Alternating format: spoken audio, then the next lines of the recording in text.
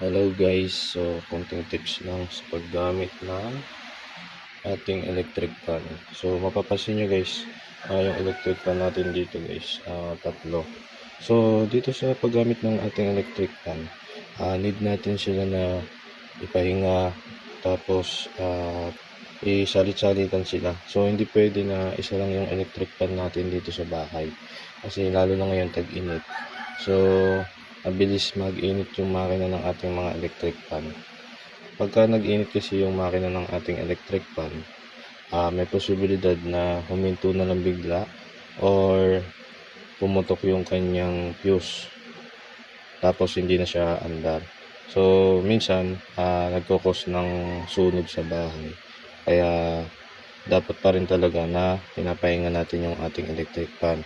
So need na talaga natin sa isang bahay ng tatlo na electric fan. So ako meron ako dito ng tatlong electric fan. So dapat nililinis din natin tulad nitong aking electric fan. Lilinisin ko yan ngayon kasi maring purong-puno na siya ng alikabok. So kapag ganyan, need nyo talaga na every week lilinisin nyo yung LEC, tapos bubuksan nyo yung cover.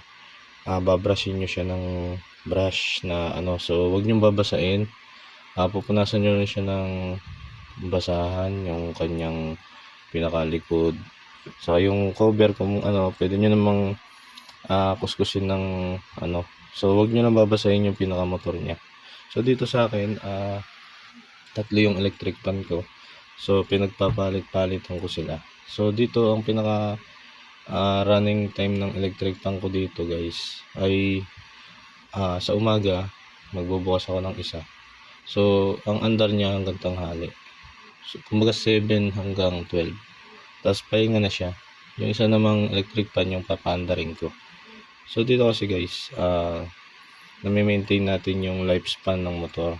So pagka kasi 24 hours na tuloy-tuloy umaandar yung ating electric fan, so hindi na tumatagal yung motor natin guys. So nagiging siya, kumbaga tumitigas yung windings, tapos mabilis na siyang uminit.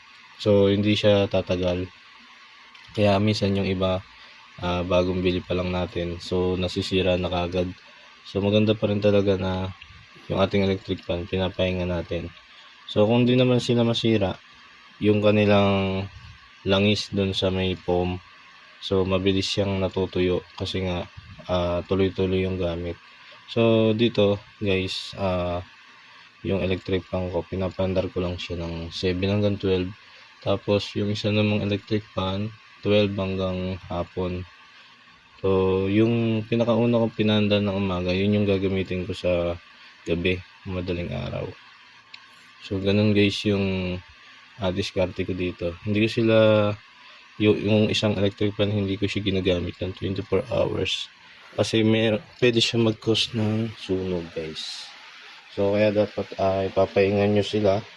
So dito guys, para sa akin, sa tagal ko nang gumagawa ng electric fan saka sa mga ginagamit ko, pinaka the best pa rin talaga guys yung brand ng Standard. Medyo mahal din siya guys sa mga store, pero pinaka nakita ko matibay at nagtatagal yung mga electric fan ng Standard kasi yung motor nila maganda guys.